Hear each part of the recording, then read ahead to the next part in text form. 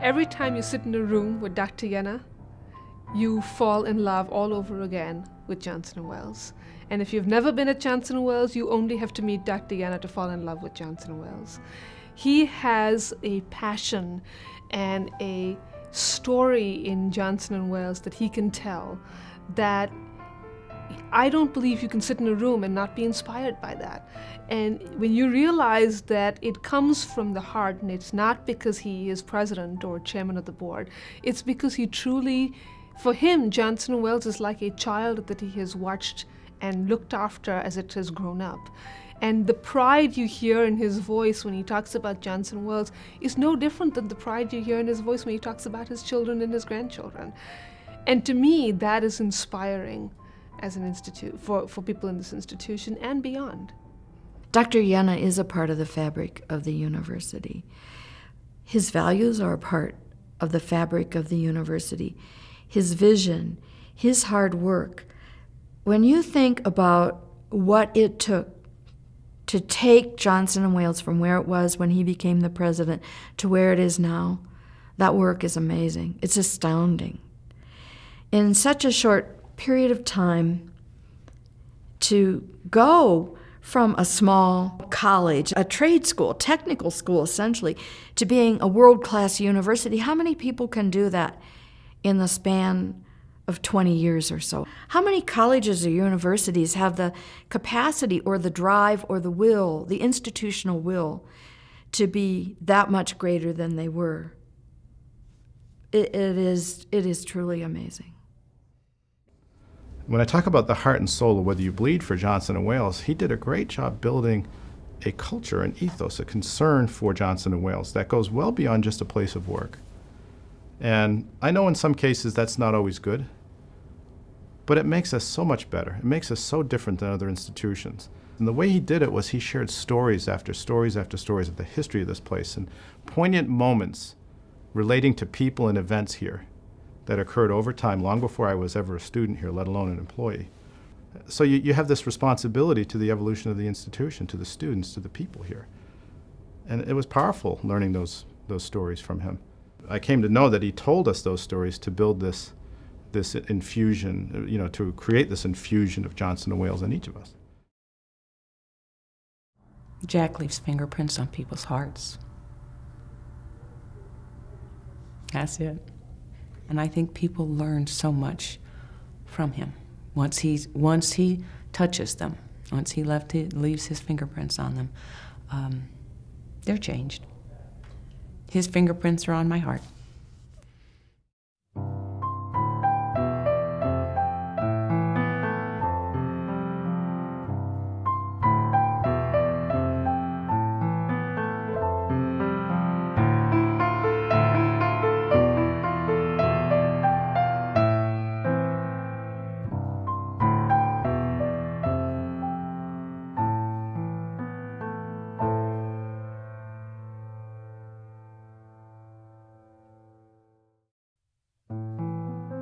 Our founders were women that earned a college degree long before they could even vote, and then had enough courage and audacity to say, we're going to open up a school, and we're going to hock everything we have financially to go ahead and do it. That was extraordinarily courageous.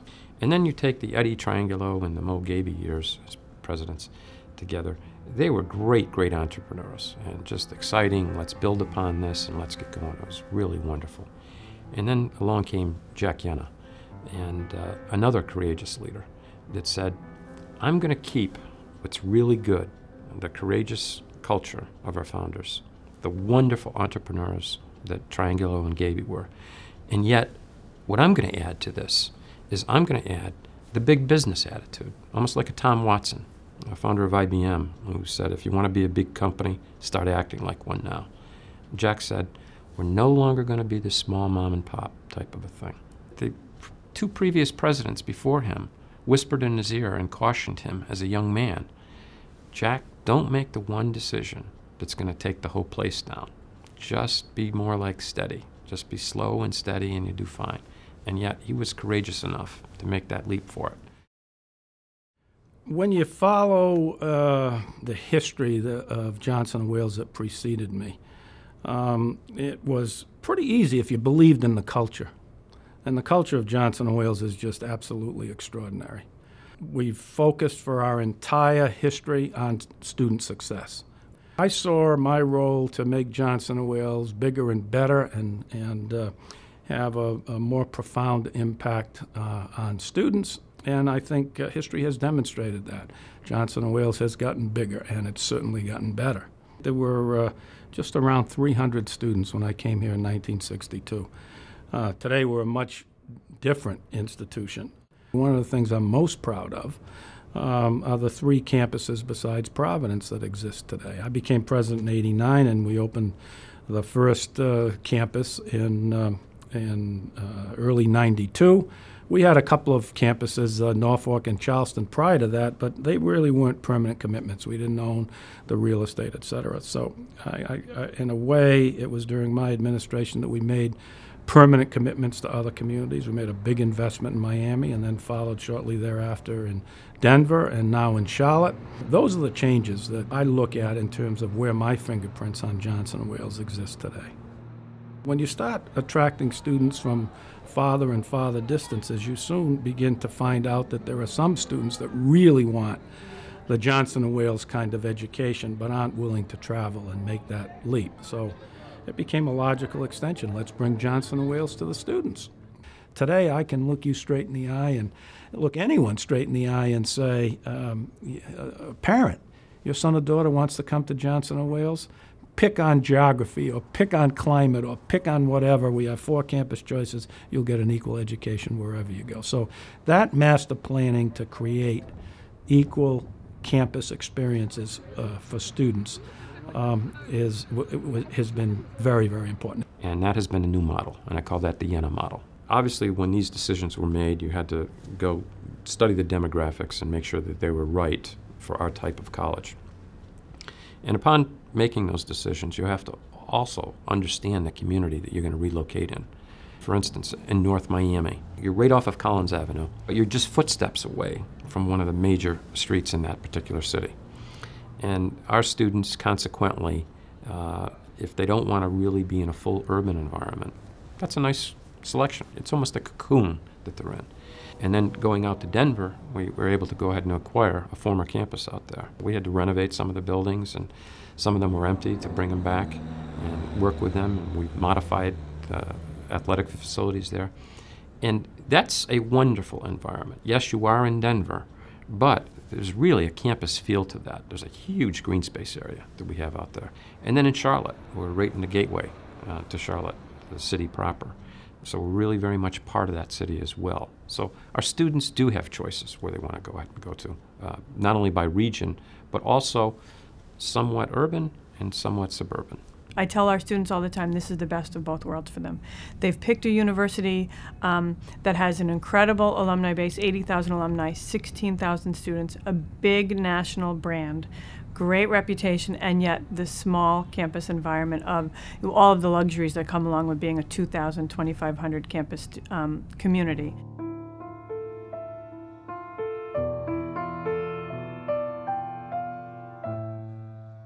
One of the primary goals of the Denver campus is to serve the West, the 22 states west of the Mississippi.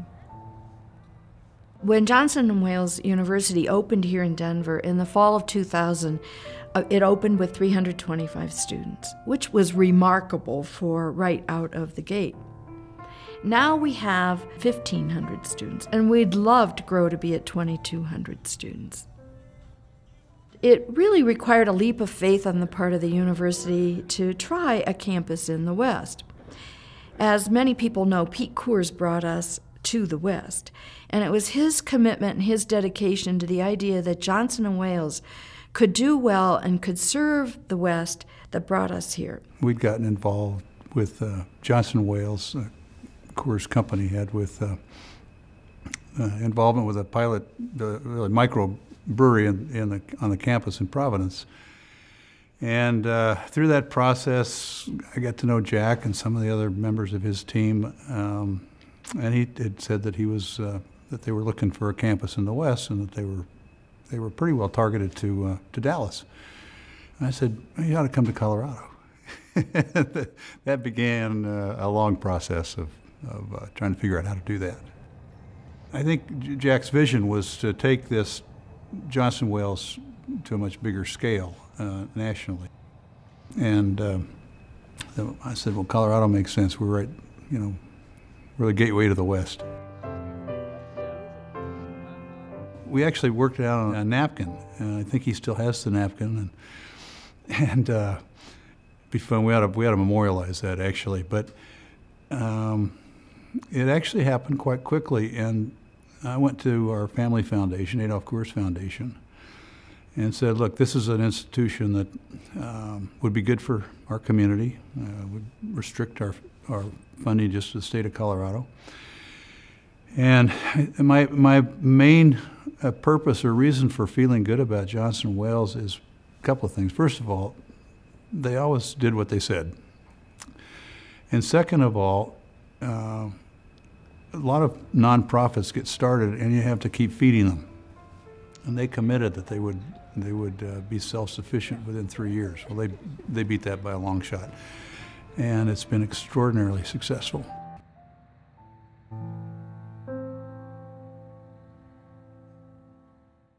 We had campuses in Charleston and Norfolk for 20 plus years, both of which were very successful.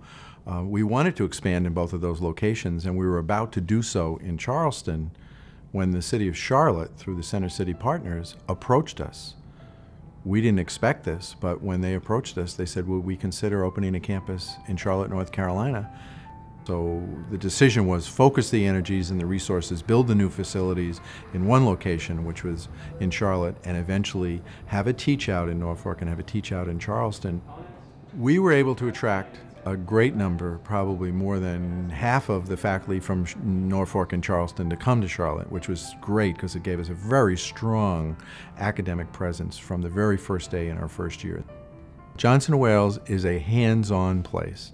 People who come to work here find out right away that you're going to roll up your sleeves, you're going to get your hands dirty, and you're going to be in the trenches, you're going to be rubbing shoulders with a lot of your colleagues, you're going to be spending time with students, with families, with parents. That's the kind of place we are. We're all hands-on managers. I was struck by how professional the management team was. All of them were very, very professional, just like a corporation, which is what I was used to dealing with. Second, I was impressed with their decision-making capability. And it was so quick and so pointed that it was difficult for the city and the county and the state and everybody else that was trying to keep up with them to keep up with them. I think it's the driver for why they've been so good and why they will continue to be so good.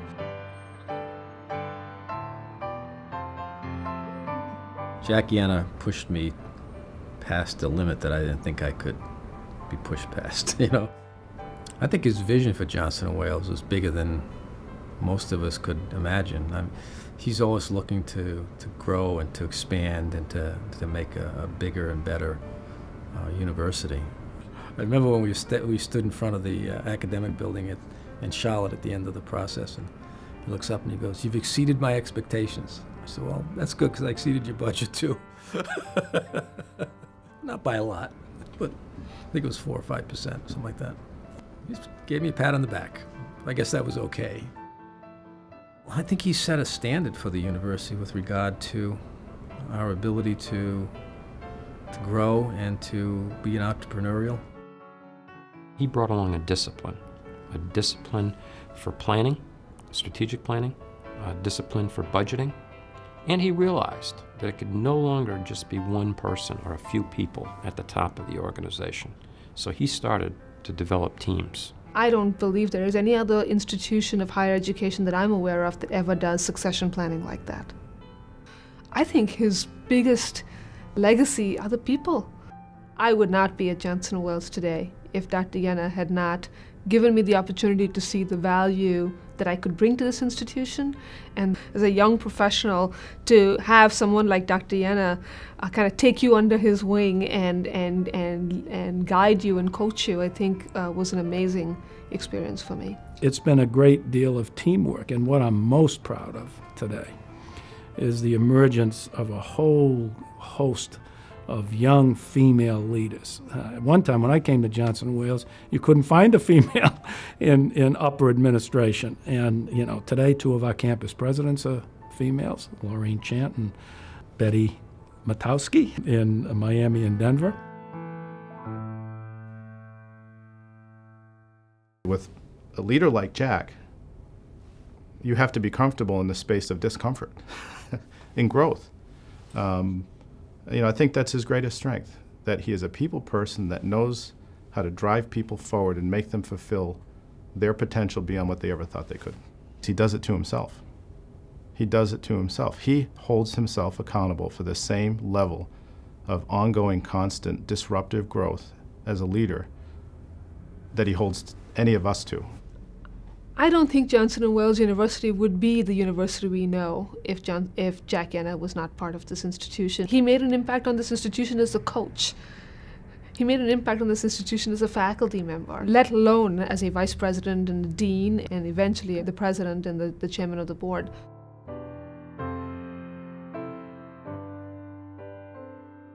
When I look back at our go-go years, and we were running around, almost chasing our tail, or running around trying to acquire facilities as fast as humanly possible to convert that into housing or classroom space or office space, we did a lot of reshuffling. It became apparent that that was not going to be a successful model going forward. It served us well for a period of time, but we needed to do something different. Many times I remember President Yenna coming in, and I'd be seated, or someone else would be seated in her office, and he said, "Oh no, continue what you're doing." He'd go around and count the ceiling tiles, and he was looking at the square footage for an office to see what we could possibly put in there. And that was quite a joke around here for many years. The Providence campus of Johnson & Wales sort of grew as an austere economy kind of package. We took everybody's problem. All the vacant buildings that were sat vacant for a long time, we found use for. We brought life and amenity into the city and brought Providence back to life in many, many ways. It also created a problem because we were all over the place. And if you asked people coming into Rhode Island, where's Johnson & Wales, you could get a number of different answers, maybe as many as a dozen different answers, and you might have even got the answer, I don't know.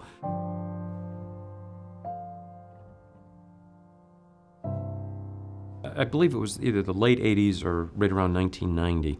Andres Dwarny was hired by the Providence Foundation to come in and do a charrette and to really look at the city of Providence for economic development. And he's a city planner, and a very famous one at that. And talk about what are the components that really make up a great city, and where should Providence be moving in the future. And he came in, went around and interviewed community leaders and business folks and elected officials, and conducted I believe it was a 3-month study on Providence. And in the charrette, there was a chapter in there about Johnson & Wales. And he said this should be a major component for economic development, the fact that you have a major university right in the downtown core area. From the point of view of Providence, there's nothing that gives better energy than a university. You know, the young people, the faculty, people that stay up late at night. So for many colleges, urbanism has become a recruiting tool. And so being in a city, you know, a cool city, and Providence has definitely become cool. And particularly because it has other colleges, you know, the RISD and Brown and so forth, and that whole mix that multiple colleges creates is definitely a recruiting tool. At the time, I was vice president of administration, and this outside expert came in and really saw the true value of Johnson & Wales University, kind of like a poet is never known in his own homeland.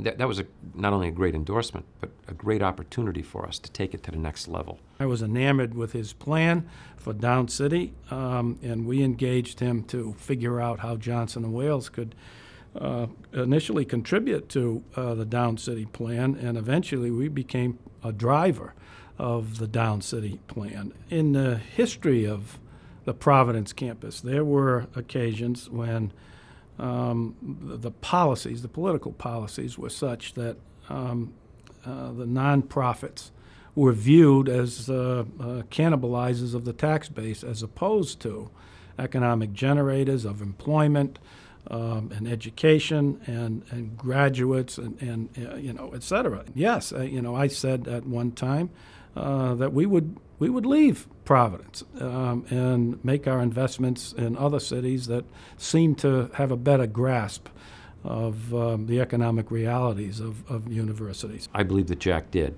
look at all the options. But in the final analysis, he said, we can save Providence. We can really be the pioneers. And I believe that's exactly what Johnson & Wales has done, because everyone was exiting the city. So consequently, there were quite a few buildings that were vacant. And Jack saw an opportunity, we can get a good value here, and we can give good life to it. And our students can end up being the pioneers to bring back Providence. If you take Johnson & Wales University out of Providence, you would never see Rhode Island School of Design in downtown. You wouldn't have seen Brown University go into the Jewelry District. You wouldn't see Roger Williams University or the University of Rhode Island here. They all followed the lead of Jack Yenna and Johnson & Wales University. They had the vision to make downtown into their campus. And any great city in America is only great because of student living. Andres Duarney really forced us and forced our thinking to be able to develop a master plan. And he put together a small charrette for us and said, here's what really makes some sense. And he really mapped out on Weybosset Street, this should really be your address, your presence. And I remember speaking to him, meeting him the first time, and saying, okay, so Johnson & Wales has now achieved a great deal of success and recognition, but it's still in rather ratty quarters. All colleges have gone through that. I mean, there was a time when Harvard and Yale and Cambridge were basically in, very slovenly quarters. And then they achieved excellence, and then they said, now is the time to build the great campus. I spoke to Jack in those terms. I said, look, you've built basically the software of this university, and what about also doing the hardware? You've grown up, now is the time to get your first suit and have a good-looking campus. And he saw it. We were looking at a book, and I saw the High Street in Oxford, which has a very particular curve, just like Weybosset, and I kind of saw the similarity. And then I went out and I took a photograph, I remember, from the same angle, and put them both together and showed them to Jack and say, look, here's Oxford, here's what Johnson & Wales could be like. And because of the similarity of the curve, he saw it. I think it was by serendipity. Jack went off and bought a great deal of real estate, where we determined it would be most helpful. And then we designed a campus, and the campus happened faster than anything else in Providence, and I think it was a catalyst for a lot of things. I think the outlet company purchase was huge. The fact that established Johnson & Wales. We spent a lot of money. We spent $53 million on that site. With the purchase of the broadcast house and demolishing and building those buildings there and fixing Gaming Commons. So I think that's made a big difference with regard to how people view the university. I believe we own 48 buildings in the city right now. That would include what we own at the Harborside campus also. For a long time during that plan, people thought Johnson & Wales was expanding. All we were really doing was bringing all of the outlying areas together. And today, I think, in Rhode Island, Johnson & Wales is a respected institution. We're one of the largest institutions today. We're one of the most international institutions today. We're more community engaged and involved than any of the other institutions. We're really a leader. We were sort of the poor kid on the block. And today, I think we're held in the same high esteem as institutions that have hundreds of years of more history than us. And that's because we're doing great things and we're engaged and involved. We're an economic engine. I think one of the things that Jack's going to be remembered most for is creating a sense of place. The transformation into a university and the whole university experience really did call for that sense of place that I think students really identify with, and the alumni are really proud of.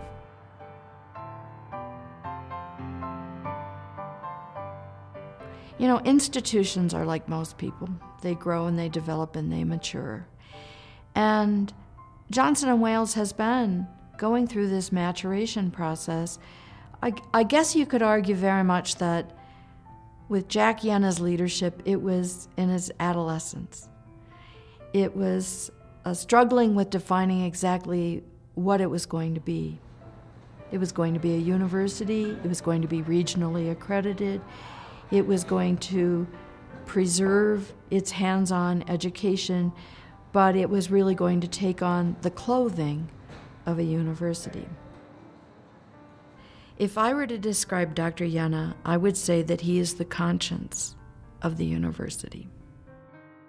He is the person who requires us to stay true to what Johnson & Wales was always meant to be. Now, not many colleges or universities have a person that they can look to as their conscience, or as the bridge between what has been and what will be. And that place that Dr. Yenna holds at Johnson & Wales University is a gift. And now you have John Bowen, and you have him looking at the adulthood of Johnson & Wales University. He has this perfect opportunity in front of him to say, what is it that Johnson & Wales University will be at its very, very best? And I think when I peek into the future, it's going to be world-class. It's going to produce not just competent leaders, but stellar leaders in the industries we serve. It's going to be recognized as graduating the best and the brightest in the fields we offer. But most of all, it's going to be an institution that every family can be very proud to have a son or daughter graduate from. That's the adulthood of Johnson & Wales University.